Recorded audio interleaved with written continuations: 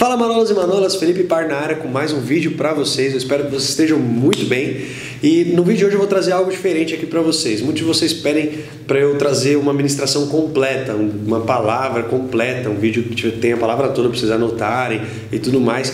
E eu achei bem interessante essa palavra porque conta um pouquinho do meu testemunho, conta um pouquinho de algumas experiências que eu já tive evangelizando e tudo mais. E é uma palavra bem edificante. Então eu espero que vocês aproveitem, que vocês gostem bastante. Se vocês gostam desse tipo de vídeo, já deixa o seu like, comenta aí se você vai gostar ou não.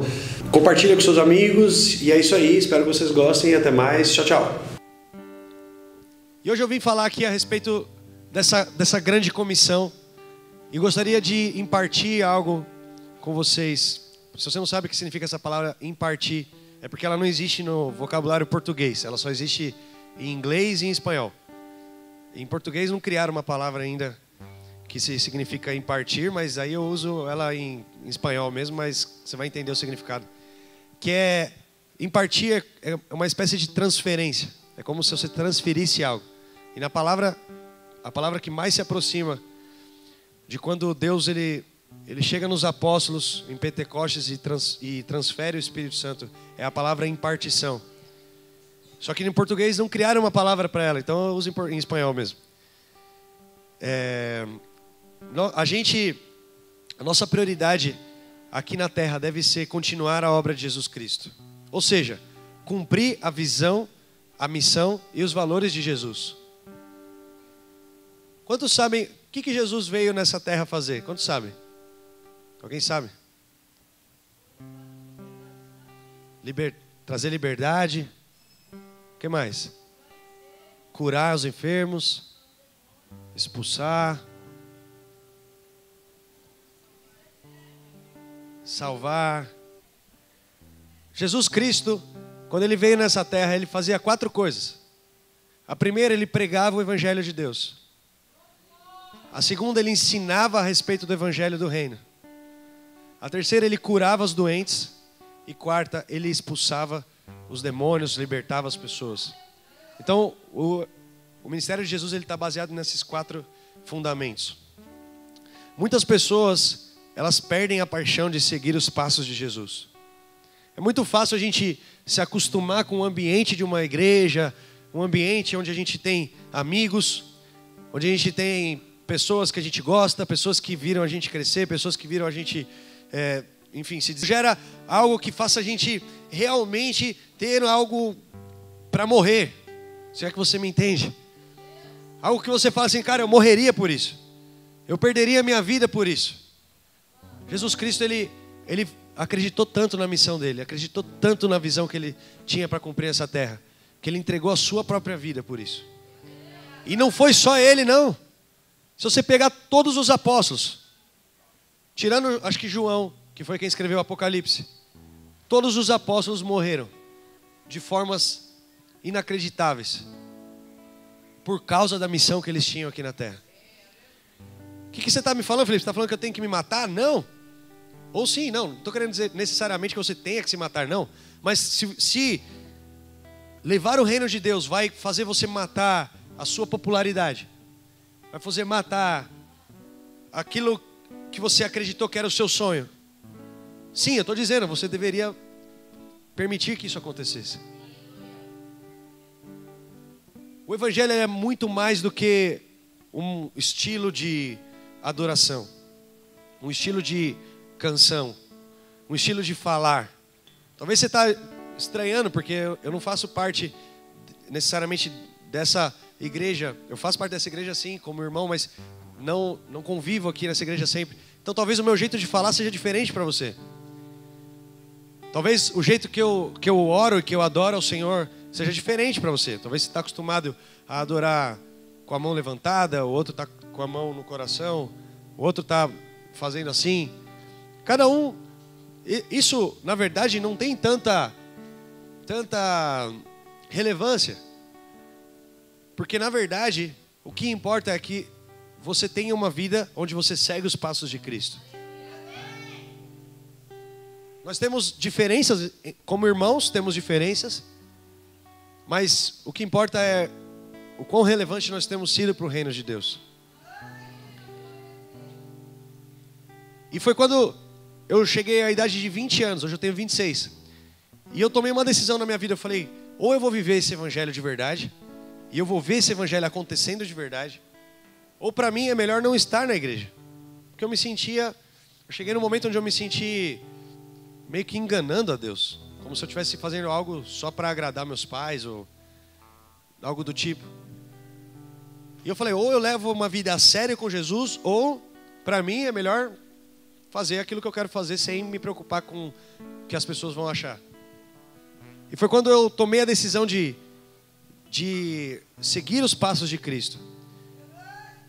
E eu entrei em um lugar e eu comecei numa reunião mais ou menos como essa. E eu comecei a sentir algo me envolvendo. E eu tive um encontro com a presença de Deus naquele dia. E quando eu tive esse encontro com a presença de Deus, eu comecei a chorar muito, comecei a tremer. Isso, na verdade, para cada um pode ser de um jeito diferente. Mas o que de fato mudou na minha vida foi que quando eu levantei, eu já não era o mesmo homem. Tinha algo diferente que estava no meu coração. E esse algo se comunicava comigo. Me convencia que eu tinha que mudar as minhas atitudes. Que eu tinha que ter mais caráter, que eu tinha que tratar meus pais diferente. Que eu tinha que viver uma vida, mudar alguns planos. E naquele dia eu senti o meu coração queimando. E essa noite algumas pessoas vão sentir o seu coração queimando. Mas eu não estou falando que eu senti meu coração queimando de uma forma lúdica ou, sei lá, ilusória, assim, meu coração queimou. Não, eu senti de fato, meu coração esquentou. Algumas pessoas que estavam no mesmo lugar que eu sentiram a sua mão pegar fogo. Outras sentiram o seu rosto pegando fogo. E naquele dia eu fui batizado realmente com esse fogo, com esse amor de Cristo. E a minha vida nunca mais foi a mesma. Hoje eu não consigo mais viver a minha vida pensando em simplesmente ser um grande profissional, ou simplesmente ser uma pessoa que tem muito dinheiro, uma boa família. Não, eu posso ter tudo isso, mas se isso for glorificar o nome de Cristo, se não for para glorificar o nome de Cristo, eu não prefiro nem ter isso. Eu prefiro nem ter dinheiro. Se não for para levar o reino de Deus com esse dinheiro, eu prefiro nem ter. Se não for para minha família glorificar o nome de Cristo, eu prefiro nem ter uma. Às vezes a gente fica meio travado assim na presença de Deus, sabe? É como se aquilo fosse... A gente está no culto ali pensando o que vai acontecer depois do culto. A gente está no culto pensando o que a gente vai fazer. Se a gente vai comer, se a gente vai dar ideia naquela menina, se a gente vai chegar em casa e vai pegar aquela revista. Você me entendeu? Você me entendeu? Ou se... Sei lá, se a gente vai conversar, se vai comer uma pizza. Porque crente gosta de comer, certo? Gosta, né? Se tem uma coisa que crente gosta de fazer é comer. Crente para de beber, mas de comer, se falar para parar de comer... Tem crente que quando fica de jejum, parece que fica até falando, estou endemoniado. Fica bravo, fica nervoso, fica ansioso. Mas enfim, continuando a palavra. Eu continuo sendo um jovem, cara. Continuo sendo uma pessoa jovem. Como eu falei que talvez muitos aqui tenham muito mais conhecimento do que eu. Mas eu me apeguei àquilo que eu vivi. E àquilo que eu vivo com o Espírito Santo. Eu não me apeguei ao meu conhecimento, ao que eu poderia ter. Assim como o apóstolo falou, eu não vim aqui pela sabedoria, mas eu vim aqui para trazer poder.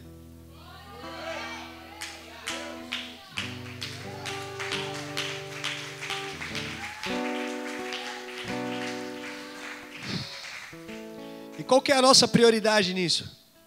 Cara, eu até me emociono assim um pouco de falar. Porque muitas vezes não é fácil você abrir mão dos seus sonhos. Muitas vezes não é fácil você pensar em abrir mão de coisas que você pensou, mas não tem nada mais recompensador do que saber que você entregou sua vida a Cristo. Jesus, enquanto estava nessa terra, Ele fez discípulos para que a sua missão continuasse viva. Ele continua fazendo discípulos. Sabe qual Bíblia que as pessoas do seu trabalho vão ler? As pessoas da sua faculdade vão ler? é a Bíblia que você vai apresentar para elas através do seu caráter, através da sua vida, através da sua disposição em ajudá-los. As pessoas muitas vezes não vão ter acesso a ler a Bíblia que você tem, mas através do fruto que a leitura bíblica causa na sua vida, elas vão ter acesso à Bíblia. Talvez elas não vão ter acesso à presença de Deus como você tem, mas através do fruto que vai gerar essa presença na sua vida, elas vão ter acesso a essa presença também. Antes de subir ao céu, Jesus delegou a sua visão e a sua missão para toda a igreja. Quem está em Cristo é comissionado por Cristo. Todos devem trabalhar continuamente para ganhar almas e fazer discípulos. Onde que está isso? Mateus 28, 19, Marcos 16, 15 e Atos 1, 8. Eu não tenho costume de esperar para todo mundo abrir a Bíblia. Eu já vou lendo logo, porque você acredita que eu estou lendo a Bíblia, certo? Qualquer coisa você pode anotar, depois você procura para ver se realmente eu estou falando a verdade. Mas Mateus 28, 19 diz assim: portanto, ide e fazei discípulos de todas as nações, batizando-os em nome do Pai, do Filho e do Espírito Santo. Cara, Jesus não disse aos líderes de jovens: ide e fazei discípulos de todas as nações. Aos pastores, vão e façam discípulos de todas as nações. Não, ele disse para todos os discípulos dele. Quem aqui é discípulo de Jesus? Você pelo menos se considera. Se você se considera discípulo de Jesus, a comissão que Jesus te deu foi: ide por todo mundo e fazei discípulos de todas as nações. E quando ele fala essa palavra nações, no original, significa a palavra etnos. Etnos, ela significa mais do que Brasil, China, não. Etnos significa como uma palavra, como se fosse tribos. Então, todas as nações, está dizendo, ide por todas as tribos. Eu vi aqui que, por exemplo, tem pessoas aqui que tem um estilo Black Power. A galera gosta aí de usar um black. Tem outros que tem um estilo mais roqueiro, assim. Tem outros que tem um estilo mais funkeiro, misericórdia. Brincadeira. Tem outros que tem um estilo, sei lá. Não importa a tribo que você faça parte, cara. A palavra fala que você tem que ir por essas tribos, levando o reino de Deus. Vai pra galera que anda de skate, leva o reino de Deus. Vai pra galera que vai pras baladas e leva o reino de Deus. Vai pra galera que está no trem e leva o reino de Deus. Essa é a comissão de Jesus Cristo. Marcos 16, 15. Ide por todo o mundo e pregai o evangelho a toda criatura. Atos 1, 8 diz: mas recebereis a virtude do Espírito Santo, que há de vir sobre vós, e ser-me-eis testemunhas, tanto em Jerusalém, como em toda a Judeia e Samaria, e até os confins da terra. Esses 3 versículos, eles apresentam para a gente 3 vertentes da mesma coisa. Mateus 28, ele fala a respeito de discipulado. Nós temos que ir e fazer discípulos. Marcos fala a respeito da pregação do evangelho. Nós temos que ir pregar o evangelho. E Atos fala sobre nós sermos testemunhas. Então o que eu entendo a respeito desses 3 versículos é que existem 3 formas de você levar o reino dele. Uma é fazendo discípulos, é estando junto com pessoas da igreja, fazendo discípulos, discipulando essas pessoas. Outra é pregando para as pessoas que estão no mundo. E a outra é sendo uma testemunha através do seu caráter, através do seu jeito de falar, através das suas atitudes. Dessas 3 formas você pode levar o reino de Deus. Dessas 3 formas você pode fazer a diferença. Apocalipse 12, 10 e 11 diz assim: e eu ouvi uma grande voz nos céus, que dizia: agora é chegada a salvação, e a força, e o reino do nosso Deus, e o poder do seu Cristo, porque já o acusador de nossos irmãos é derrubado, o qual diante do nosso Deus os acusava de dia e de noite. E eles o venceram pelo sangue do Cordeiro e pela palavra do seu testemunho. Não amaram as suas vidas até a morte. Existem duas ferramentas: o sangue do Cordeiro e o testemunho. Mas o que eu quero chamar aqui, atenção, é para o final desse versículo. Não amaram a sua vida até a morte. Na versão NVI, diz assim: não amaram a própria vida. Na versão DHH, fala assim: eles não tinham medo de perder as suas vidas e estavam dispostos a morrer. Na versão NTLH, nova versão traduzida na linguagem de hoje, eles estavam prontos para dar a sua vida e morrer. Na versão RVC, estavam sempre prontos a dar a vida e morrer. E na versão King James, fala: não amaram mais a própria vida. Em todas essas versões, acima de qualquer uma dessas traduções, o texto deixa claro que para os discípulos as suas vidas não eram a principal prioridade. Quando temos um compromisso com Deus, a nossa prioridade é fazer a vontade dEle. Não importa o custo. Não importa o custo, velho. Desculpa, eu falei velho, mas não, você entendeu, né? Não importa o custo. Eu sou jovem, posso falar que nem os jovens. Os mais velhos vão me perdoar se... Não estou pecando, certo? Só se eu falar velho. Não quer dizer que você realmente seja velho, é só uma gíria.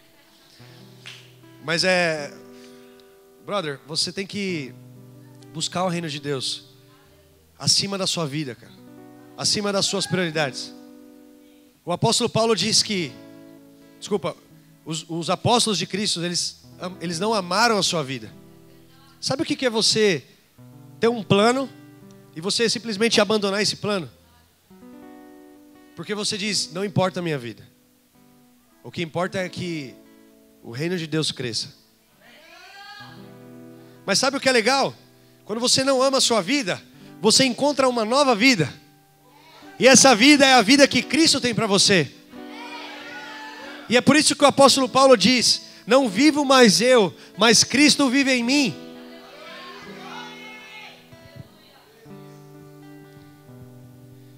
Primeira João 2,17 diz assim: o mundo passa e a sua concupiscência, mas aquele que faz a vontade de Deus permanece para sempre.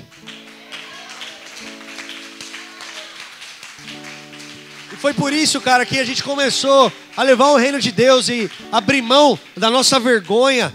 Abrir mão, você acha que é fácil você entrar dentro de um vagão de trem, um monte de gente lá comendo, gente se divertindo, sei lá, pensando em nada, voltando do trabalho, conversando, e você entrar e começar a falar do amor de Cristo? Dá vergonha fazer isso. Mas é por isso que a gente começou a abrir mão da nossa vergonha, abrir mão do nosso jeitinho de falar. Talvez eu falasse um pouco mais baixo, mas eu preferi falar um pouco mais alto para poder alcançar aquelas pessoas do trem. E eu comecei a abrir mão, por quê? Porque não importava mais aquilo que eu achava. Ah, não, mas o que vão pensar de mim? Ah, não, mas o que vão pensar se eu levantar? Não vão me dar crédito, eu sou só um menino. Mas não importava o que fossem pensar, o que importava é que o reino de Deus fosse apresentado a toda a criatura, através da pregação, através dos discípulos. E hoje tem pessoas que caminham comigo na minha igreja, pessoas que caminham comigo através das redes sociais, que caminham comigo através do canal no YouTube, levando o reino de Deus, cara. Cada um deles aqui, hoje eles levam a palavra de Deus e evangelizam talvez em mais lugares do que eu. Porque a palavra de Deus fala que nós temos que fazer discípulos. Através desse poder, nós produzimos provas. Esse poder também ele nos dá autoridade na palavra. Atos 4:31 diz que então Pedro, cheio do Espírito Santo, lhes disse: principais do povo, e vós, anciãos de Israel, e tendo orado, moveu-se o lugar em que estavam reunidos, e todos foram cheios do Espírito Santo, e anunciavam com ousadia a palavra de Deus. Eu falei Atos 4:8, depois Atos 4:31. Então, quando você é cheio do Espírito Santo, você anuncia com ousadia a palavra de Deus. Esse poder ele também serve para te dar poder para curar. Como Deus ungiu a Jesus de Nazaré com o Espírito Santo e com virtude, o qual andou fazendo bem e curando todos os oprimidos do diabo, porque Deus era com ele. Ele também te dá novas línguas. Atos 2:4 diz: e todos foram cheios com o Espírito Santo e começaram a falar noutras línguas, conforme o Espírito Santo lhes concedia que falassem. Ele te dá uma voz profética. Atos 19:6. E impondo-lhes Paulo as mãos, veio sobre eles o Espírito Santo, e falavam línguas, e profetizavam. Ele te faz crescer em fé. Judas 1:20. Mas vós, amados, edificando-vos a vós mesmos, sobre a vossa santíssima fé, e orando no Espírito Santo. Ele te faz ter poder sobre as obras do diabo. Atos 13:9-11. Todavia Saulo, que também se chama Paulo, cheio do Espírito Santo, fixando os olhos nele, disse: ó filho do diabo, cheio de todo o engano e de toda a malícia, inimigo de toda a justiça, não cessarás de perturbar os retos caminhos do Senhor? Eis aí, pois, agora contra ti a mão do Senhor, e ficarás cego, sem ver o sol por algum tempo. E no mesmo instante, a escuridão e as trevas caíram sobre ele. E andando à roda, buscavam a quem guiar-se pela mão. Ele também faz com que o senhorio de Cristo seja revelado em você. 1 Coríntios 12:3. Portanto, vos quero fazer compreender que ninguém que fala pelo Espírito de Deus, e ninguém pode dizer que Jesus é o Senhor, senão pelo Espírito Santo.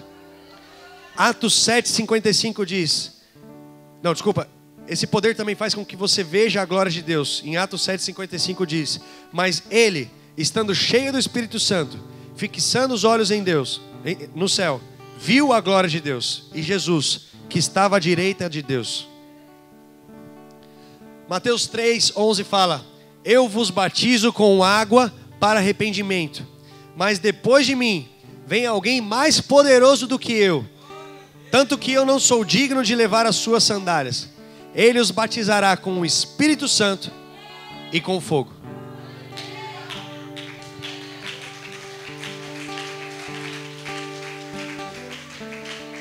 Quantos aqui querem sair dessa noite incendiados pelo fogo de Deus? Quantos aqui querem sair dessa noite empoderados pelo Espírito Santo? Não para que você possa simplesmente ter uma sensação, mas para que você possa ter a sua vida transformada para levar o reino de Deus a outras pessoas. Romanos 8:19 diz assim: nossa sociedade precisa desesperadamente da manifestação dos filhos de Deus. As pessoas precisam da manifestação daqueles que são filhos de Deus. As trevas, elas deixam as pessoas passivas, mas através do reino de Deus, você pode ser acelerado. O plano de Deus é que através da sua igreja, a sua glória seja manifestada. Nós somos a igreja. Quando o fogo de Deus chega, vem rompimento e transformação. Sem o fogo de Deus, a gente não consegue ser aquilo que a gente nasceu para ser. Imagina esse copo de água. E eu tenho esse óculos. Esse óculos foi feito para que eu possa ler, possa enxergar melhor. Correto? Se eu colocar esse óculos e mexer a água, eu posso fazer isso? Posso, o óculos é meu, eu posso fazer o que eu quiser com ele. Certo? Brincadeira. Então eu posso fazer o que eu quiser com esse óculos. Porém, esse óculos nasceu para fazer isso? Esse óculos nasceu para fazer outra coisa. Sem o fogo de Deus, você nunca vai alcançar aquilo que você nasceu para fazer. Muitos cristãos estão com muita boa intenção, mas porque eles não têm o fogo de Deus, eles se sentem desanimados, se sentem cabisbaixos. Um dia eles estão lá no céu, outro dia eles estão lá no inferno. Outro dia eles estão lá no céu de novo, outro dia eles estão lá no inferno de novo. Isso acontece pela falta de fogo de Deus em nossas vidas. O encontro com fogo pode mudar a sua caminhada. A partir do momento que eu senti meu coração queimar naquela noite, eu nunca mais fui o mesmo. Moisés precisou desse encontro com fogo para que ele pudesse experimentar cura e libertação. Moisés era gago, mas um dia ele estava andando E ele viu aquela sarça se movendo, queimando, mas a sarça não consumia. E por causa do fogo que estava consumindo aquela sarça, aliás, que estava queimando aquela sarça sem consumir, a experiência que ele teve com aquele fogo trouxe libertação, ele parou de ser gago. Trouxe libertação, ele parou de ser medroso, ele era super medroso. Tinha vergonha de falar. Moisés, ainda no Egito, tentou cumprir o seu chamado, mas teve que fugir, pois fez isso na força do seu próprio braço e acabou gerando morte. Moisés tentou defender o povo judeu, mas com o braço dele ele matou um judeu e aí ele ficou com vergonha e foi embora. Mas quando ele teve uma experiência com fogo, quando ele teve uma experiência com dunamis, ele se sentiu empoderado. E ele pôde, vocês conhecem a história, né? Fazer tudo aquilo que ele fez. Nós precisamos ter uma experiência com o fogo de Deus. Quando nós temos uma experiência com fogo, podemos amar como ele amou. 1 João 3,16. Nisto conhecemos o que é o amor. Jesus Cristo deu a sua vida por nós, e nós devemos dar a nossa vida pelos nossos irmãos. Você só vai conseguir dar a sua vida pelos seus irmãos se você estiver muito apaixonado, cheio do fogo de Deus. Porque senão, cara, você não consegue, brother. Você não consegue. A sua carne fala mais alto. A nossa identidade é firmada. Provérbios 17:3. O crisol é para a prata e o forno é para o ouro, mas o Senhor é quem prova os corações. O batismo de fogo é uma intervenção divina que tem como prioridade nos transformar para amar como Ele ama, fortalecer a nossa identidade de filhos. Por isso, quando somos batizados no fogo, algumas coisas acontecem. A primeira, quanto mais fogo temos, mais fome temos, mais vontade temos de buscar a Deus, de ter intimidade com Deus. Quando eu tive uma experiência com fogo, eu me sentia ansioso para chegar em casa. Porque eu sabia que quando eu chegasse em casa, eu ia entrar no meu quarto, eu ia colocar uma música, eu ia começar a louvar, eu ia começar a adorar. E Ele ia falar comigo de novo, aquele fogo ia falar comigo de novo. Quando nós conhecemos a Deus, quanto mais conhecemos a Deus, mais queremos a sua presença. O fogo da sua presença produz fé para realizar milagres, sinais e maravilhas. Quando você está em fogo por Deus, você tem ousadia e fé para orar pelas pessoas, para manifestar o reino de Deus. E, por último, o fogo de Deus produz paixão pelas almas. Nós nascemos para a sua glória, e Ele é glorificado quando damos frutos. Que sejamos hoje a imagem de Jesus para nossas famílias, amigos e todos aqueles que estão à nossa volta. Quantos entenderam essa mensagem? Eu quero sair dessa noite aqui mais impactado pelo fogo de Deus. Eu quero sair dessa noite mais cheio do